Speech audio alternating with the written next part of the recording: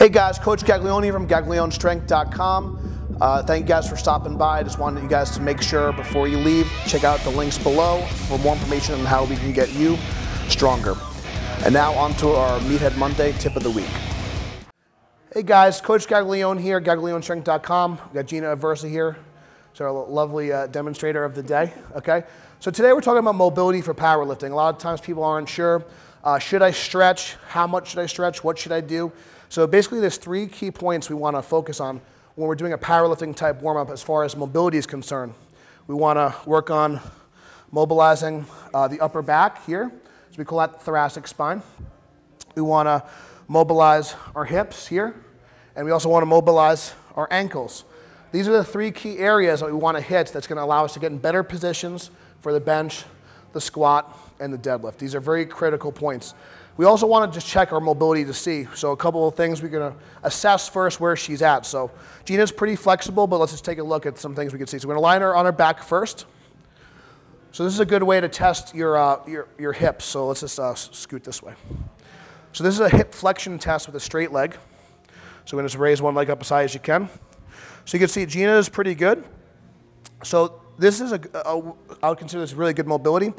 She's got a straight leg here, and her hips are past 90 degrees here. If she was here, she might not be able to deadlift from the floor efficiently with a conventional stance with a straight back, okay? But you can see she's got plenty of range of motion here, so maybe it's not something that she needs to be too concerned with as far as stretching, okay? And we want to check both sides, of course. Great. Another quick test we could do is hip flexion with a bent knee. This would be more of a squatting type assessment, okay? So we're going to bring our knees up. So you can see Gina has got plenty of range of motion in her hips, where if we kind of flipped her up, right side up, she'd have plenty of range of motion to get into a below parallel squat here, okay? So other people, this may not be the case. So this is a good way to test if she does have enough mobility for a below parallel squat, all right? Other test you could do is a shoulder flexion test. So this would be more for like an overhead press, but it's also kind of important for bench, so we can bring our arms up overhead. And you can see she's comfortably hitting the floor. A lot of times you see with guys, they might be here. So that's something we want to attack the thoracic spine there. Another thing we could also test is her external rotation, so that if she can get her hands under the bar for squat, and her internal rotation. So she's got plenty of range of motion for both. So she's pretty good, and she's ready to get under the bar right away, okay? Now we're going to actually go into the mobility part. So if you are restricted in some of these areas, these are some exercises that you could do before you work out, before you bench, squat, or deadlift, or just on an off day just to stretch, okay? So we're going to start in a half kneeling position. We're going to face forward, left leg forward. So right here, we're just working some hip mobility. We're stretching the front hip over here. We're going to stretch that hip flexor. We want to get nice and tall, bring our arms overhead. So a common mistake here is people are going to overarch the back. They're going to substitute spinal extension instead of having hip extension. So we want the ribs down. We want to get nice and tall. Imagine there's a string pulling her through the ceiling. We're squeezing this back glute, stretching that hip. So that's working our hip mobility. We're going to bring our arms to the ground. So now we're getting a little bit more of a grind stretch, so we're stretching the hip in a little bit of a different way. Now we're going to mobilize the ankles a bit. So this is called dorsiflexion. Okay, that's when you're pulling your toe toward your shin. So we could drive the knee forward and back. This is going to allow us some ankle mobility that we would need in a deep squat. So if you ever have that problem of your heel coming up in a squat, this would be a quick fix for that. Excellent. Now we're going to work on the T-spine, thoracic spine, upper back mobility. So we're going to bring both hands to the floor, inside the front knee. Good. We're going to bring the back knee up. We're going to arch up and rotate toward the ceiling with our inside arm. So we're getting some extension and rotation in our upper back here. We can take a deep breath to make sure we're owning the movement. Come back to the center, and then back down. And then we can repeat that process and bring our arms overhead. And we can do that a couple of times for a couple of reps. The next exercise we're going to do is we're going to get into like kind of a yoga pose, which is called like a pigeon pose. It's going to help stretch the outside of the hip, which is very common. If you're a wide stand squatter or a sumo deadlifter, it's very important that you got good hip mobility, not just extension, but also external rotation and abduction as well. So it's going to help stretch that outer hip. So from here, we're going to face this wall, left leg forward. And what we're going to do is we're going to swing the ankle around, and we're going to rotate into that figure 4. We call this a pigeon pose. So Gina's got pretty good mobility here. A lot of people will not be able to get in this position right away, but she's stacked. Her hips are square here.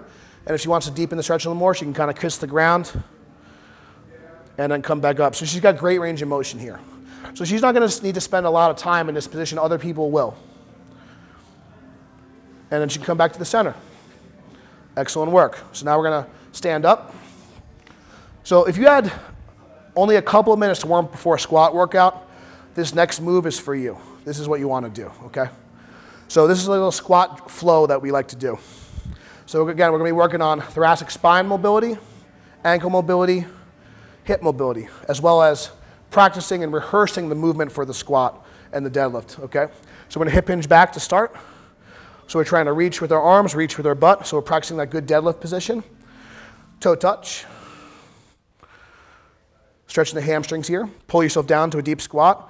And the really important here, we're still keeping a good position in the spine.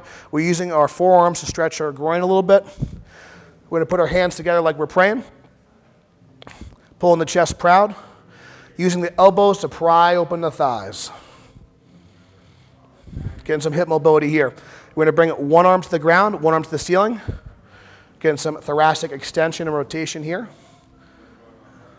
And switch. And then we can bring both arms to the ceiling. Getting some activation in the upper back and squatting up. So from here we can kind of do a lot of different drills and different patterns. Okay, so we can go from a hinge here and drop right into an overhead squat. We can go back to the hinge, to the toe touch, pulling ourselves down. And you can kind of mix and match all the different combinations here. Like you're praying. And bringing the arms back overhead. And squatting up. So I'm going to have Gina talk a little bit now. You see a lot of girls might be a hypermobile, right? Mm-hmm. So when do you kind of know when to stretch and when do you kind of need to like kind of back off the stretching? What are some advice you can kind of give some women that maybe are watching this? If someone is hypermobile, then they definitely want to focus more on stability movements instead of flexibility movements. Definitely don't allow yourself to get tight. Don't completely neglect stretching. But for someone like me, I pretty much only stretch about once a week. Any more than that would be excessive and unnecessary. I have to focus a lot more on stability so that I don't get loose because I am so mobile. So that's what I think most girls should focus on. Cool. And if you're a bigger guy watching this, maybe you're a little stiffer, then you're going to need to spend a little bit more time on these drills. So she may only have to do a couple of reps of these exercises. Someone like myself, a bigger athlete, a more stiff athlete, maybe they didn't do as well with the assessments. You need to spend a little bit more time on these, and I'd recommend do some of these drills. You could do 1 to 2 sets, 3 to 6 reps, and kind of go through those rounds. You can even do this on your off day if you're really tight. So those are what I found are the best mobility drills for powerlifting, guys. Thank you guys for watching. Please check out the links below. Please subscribe if you like the content, and we'll see you next time. Thanks for watching, guys.